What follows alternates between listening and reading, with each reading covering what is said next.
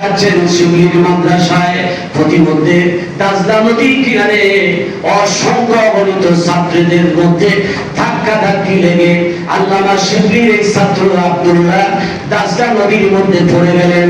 পড়ে যাওয়ার পরে নদীর স্রোতে ভেসে চলে গেলেন, ডুবে গেলেন, আর কোনো খোঁজ নাই। এমন অবস্থায় আল্লামা শিবলীর উস্তাদ মাদ্রাসায় চলে এসে বলেন, রে শিবলী, তোমার মনের মধ্যে দুঃখ কেন?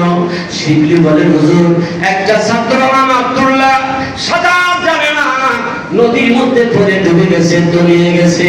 শিবলী আর সাড়ে সাতটি দুইজন চলে গেলেন আব্দুল্লাহর বাড়ি যাওয়ার পরে ডাক দিয়ে সালাম দিলেন, কে আপনারা বাড়ি আছেন কিনা? ভেতর থেকে জবাব আসলো, বাইরে বসুন, আমার একমাত্র সন্তান আব্দুল্লাহ শিবলীর মাদ্রাসায় গেছে, এসে আপনাদের খেদমত করবে। বলেন এখন ওস্তাদ, দুইজনের মনের অবস্থা কেমন হয়? আল্লামা শিবলীকে বলেন, মানে তোমার সন্তান দাজলা নদীর মধ্যে পড়ে তলিয়ে গেছে, মাপ চাওয়ার জন্য আসছি, আমাদের মাপ করে দেন।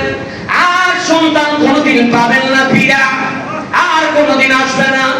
মা কেমন ঈমান, কেমন তার আল্লাহর প্রতি ভক্তি। মা দিকে বলে, রে আল্লাহর ওলি শিবলী সারি শক্তি, আমি আপনার মাদ্রাসায় সন্তানকে কোরআন বুকে ছড়াই দিয়েছি, মরে যাবে, ওই সন্তান নদীর মধ্যে তলিয়ে যাবে, এর জন্য তো আমি সন্তান মাদ্রাসায় পাঠাই নাই। নিশ্চিত আমার সন্তান বেঁচে আছে, কোন জায়গায় পড়েছে আমার একটু দেখায় দেন। যে জায়গায় সন্তান নদীর মধ্যে পড়ে গেছে, ঠিক ওই জায়গায় এসে আল্লামা শিবলী সাড়ে সাতটি মা, কয়জন হলো? একসাথে বলেন, এই তিনজন তারা মা মুনাজাত করেন, আর আল্লাহর দুইজন আমি মুনাজাতের শরীক হয়ে আমিন আমিন বলেন। ঠিক বলেন, আল্লাহ তোমার কোরআন আমার সন্তানের বুকে ছড়ায়া বলে দিয়েছিলাম জীবন যাবে, কিন্তু কোরআনের সাথে যেন বেয়াদবি না হয়। মাবুদ, আমার সন্তান নদীর মধ্যে পড়ে তলিয়ে যাবে, এজন্য তো পাঠাই নাই। তুমি এমন কোন কাজ নাই পারো না, তুমি দয়া করে আমার সন্তানকে ফিরিয়ে দাও। বলার সঙ্গে সঙ্গে সন্তান আব্দুল্লাহ যেন মাকে জড়িয়ে ধরে ডেকে বলে, মা গো, আর মুনাজাত করতে হবে না, আমার আল্লাহ তোমার কাছে ফিরিয়ে দিয়েছে, একটু চোখ খুলে দেখো, আমি তোমার আব্দুল্লাহ তোমার কাছে মা চোখ খুলে দেখে সন্তান একদম বুকের জড়ানো কোরআন নিয়ে মাকে জড়িয়ে ধরেছে। মা দিকে বলে, সন্তান রে, শুনেছিলাম তুই নদীর মধ্যে পড়ে গিয়েছিস, কেমনে তোর কাপড় ভেজে নাই, কোরআন ভেজে নাই। মা, তুমি যখন কোরআন বুকে জড়িয়ে দিয়েছো আর বলে দিয়েছো যখন যেখানে যেভাবেই থাকবি জীবন যাবে, কোরআনের সাথে যেন বেয়াদবি না হয়। যখন ধাক্কা লেগে গেল তখন আমি কোরআন বুকে জড়ানো, আমি পারলে সাঁতরায় আবার নদী ধরে নদীর পাড়ে আসতে পারতাম, কিন্তু তুমি বলেছো কোরআনের সাথে যেন বেয়াদবি না হয়। ও ওই কোরআন বুকে চেপে ধরলাম, কোরআনের ইজ্জত করার প্রেক্ষিতে আল্লাহ রাব্বুল আলামিন যেন একটা বড় ধরনের হাঙ্গর পাঠিয়ে দিয়ে তিনি আমাকে সাহায্য করলেন। হাঙ্গরের জবান খুলে গেল, দিকে বলে, রে আব্দুল্লাহ, ভয় পেও না, আমার পিঠে আরোহণ করো, তোমার কোরআন শোনার জন্য অসংখ্য অগণিত প্রাণীগুলো নদীর মধ্যে অপেক্ষা করতেছে।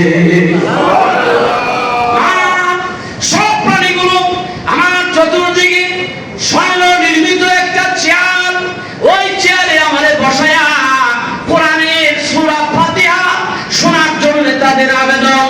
আমি যখন কোরআন তেলাওয়াত শুরু করে দিলাম, বলুন আমার সাথে, বিসমিল্লাহির রাহমানির রাহিম, আলহামদুলিল্লাহি রাব্বিল আলামিন, আর রহমানির রাহিম, মালিকি ইয়াউমিদ্দিন, ইয়্যাকা না'বুদু ওয়া ইয়্যাকা নাস্তাঈন, ও মা ইয়াকা নাবুদু ওয়া ইয়াকা নাস্তাইন বলার সঙ্গে সঙ্গে এক মানুষ সবুজ পাগড়ি পরিহিত, সাদা শুভ্র পোশাক জুব্বা পরিহিত আমার কাছে এসে ডেকে বলে, বাবা আব্দুল্লাহ, আর মুহূর্ত কাল দেরি নয়, তোমার মা আল্লাহর দরবারে হাজির হয়ে গেছে, আমার কান্দে আছো, তোমার মায়ের কাছে আমি পৌঁছে দিয়ে আসি। তোমার কাছে আমাদের পৌঁছে দিয়েছে মা। কোরআনের ইজ্জত করার দরুন আল্লাহ রাব্বুল আলামিন আমার ইজ্জত বাড়ায় দিয়েছেন। জোরে জোরে বলুন সুবহানাল্লাহ, আওয়াজ করে বলুন সুবহানাল্লাহ। কেন চোখে পানি ধরে রাখতে পারলেন না? এই গভীর রাত হতেও পারে আজকে দোয়া আল্লাহ ফেরত দিবেন না। আমি মুসাফির, প্রায় রাত্রিতে বক্তব্য দিতে হয়, এই গরমের দিনেও বক্তব্য দিতে দিতে শরীরটা কাহিল। আজ বন্ধুর জন্য, আব্বার জন্য, মুর্শিদ কেবলার জন্য, দাদা হুজুর ওখান থেকে আমাদের দেখতেছেন, কে কেমন আছেন?